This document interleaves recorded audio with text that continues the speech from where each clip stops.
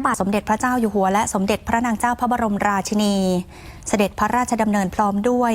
สมเด็จพระเจ้าลูกยาเธอเจ้าฟ้าทีปังกรรัศมีโชติมหาวชิโรตมางกูลสิริวิบูลย์ราชกุมารและเจ้าคุณพระสินีนาถพิราชกัลยาณี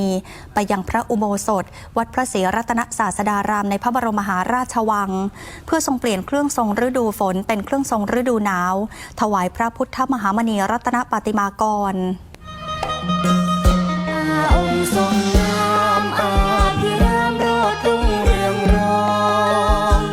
ดุจดังแสงทองของระพีบารมีสูงส่งเปี่ยมด้วยบุญญาคุณายศยิ่งยืนยงบันเจิดบรรจงพระทรงทำตามขนงของไทยทรงเชี่ยวชาญชัยสง่าสีพระปีชาสามัญ